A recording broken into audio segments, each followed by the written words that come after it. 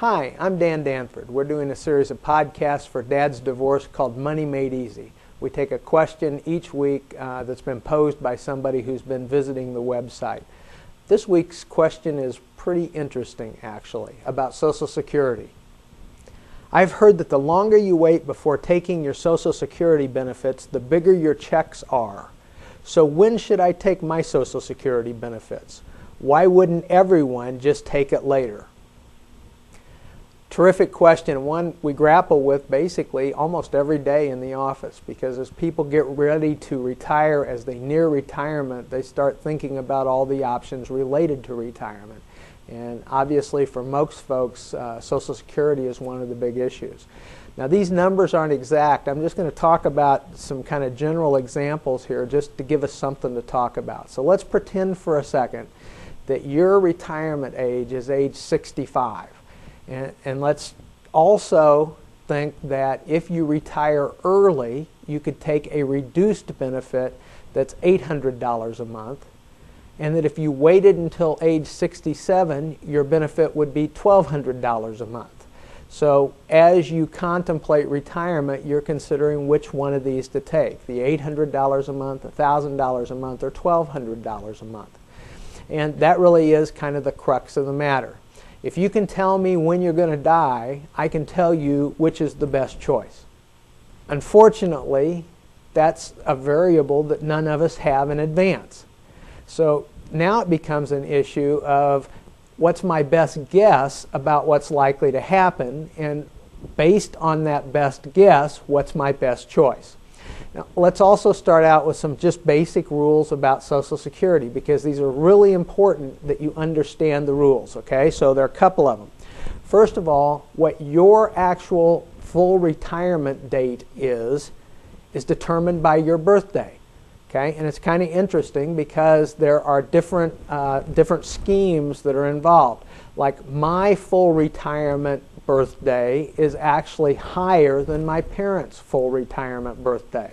That's one of the things that they've done to make the Social Security system last longer. In my case, my full retirement birth date is somewhere after I'm 66 years old. Now, there's a simple table that you can get on the Social Security website that will tell you yours, okay? But that is for a full benefit. Okay, if I wait till I'm 66 plus, then I will get a full benefit. If I decide to retire at 62, or if I decide to wait until I'm 68, then my payment will be different. So you can retire earlier for a reduced benefit, or you can retire later for an added benefit. Now, if you start drawing your retirement benefits and you continue working, then they may reduce your actual retirement benefit. In other words, you may get fewer dollars based on the fact that you're continuing to work, okay? Whether you retire early or retire at full retirement or retire late. And there's one other little kink in the system, and that says that if you retire, and if you retire early especially, and if you continue to make money, you have higher income, some of the benefits will be taxed to you. So even though you continue to draw your benefit, you'll actually pay taxes on those benefits where somebody else wouldn't. So those are sort of the basic rules. The basic rules are if you wait till your full retirement age, you'll get your full benefit. If you retire before that, you'll get a reduced benefit. If you wait till after that, you'll get a larger benefit. So let's go back to your question, and that was, why wouldn't everybody just wait? A couple of reasons for that. The biggest reason is that some people can't afford to wait. Quite honestly, there are many people towards retirement age who need to start drawing those benefits right away, and they'll take a reduced benefit just so that they have monthly income coming in. So even if some people wanted to wait until post-retirement, that late retirement date, they couldn't do it simply because they don't have enough money. The other thing is that some people might have kind of an inside edge on their situation. Now, I don't know how to explain this except to say that the tables that they use, you know, your income, how they set your full retirement benefit and all that kind of thing, part of that is based on what the average person might be expected to live, okay? Well, if you know in your family that, number one, people live much longer than the average, okay? Or if you know that you have some kind of health issues that might mean that you live less than the average, then you might make one of those choices because you think that choice will actually enhance your benefits over time. Okay? And again, like I said, we can apply some numbers, we can run some calculations, and we can see, based on what you think you know about your health and situation, we can run a couple different scenarios, and we can come back to, which one has the highest expected value for you and your family. Okay? Now, one of the interesting things about that is, even if everybody in your family lives a very long time, or even if you have health issues that you think won't allow you to live a long time, there's no accounting for individuals. Okay? So no matter what you think, something could happen to you differently than what's happened to other people in your family. So even that's sort of a dangerous choice. Okay? You can say, well, I think people live a long time, so I'm going to choose A, B, or C, okay? Which would be okay, and it's an educated choice, but then again, you may not do what you think you're going to do at all, in which case it would end up not being a very good choice. So I guess what I say is there's a lot of uncertainty about it.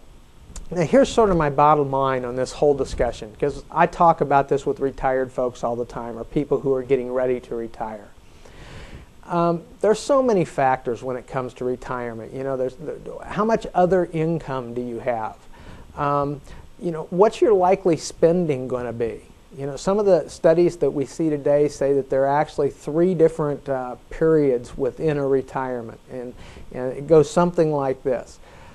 Most people tend to spend about the same or a little bit higher than their pre-retirement income in the early years of retirement. That's because they want to travel and do some fun things that they haven't been able to do otherwise. So their expenses actually go up during those early years. Then in the mid-retirement years, as people slow down, as they stop spending and doing the things, their costs actually drop. And then the third phase, typically costs go way up as they start encountering some of the end-of-life medical type expenses. So you might take a look at that and say, this is what I think I need, or this is what I should do. Bottom line on all this is, no matter which scenario you choose, A, B, or C, when we time weight those income streams over various scenarios and things, it really comes back to very few dollars. I mean, I know $100 a month seems like a lot of money, and in some senses it is. But when you're talking about a retirement that lasts for 25 or 30 years, I mean, even if you add up that $100 a month for 30 years, it adds up to a lot of dollars. But what you have to understand is many of those dollars come a long ways down the road. They don't have much value as a present value calculation today. So what I really tell people is, make a choice based on your lifestyle. Do you want to keep working another 2 years? Can you afford to retire now based on other income? What is it you'd like to do with your life?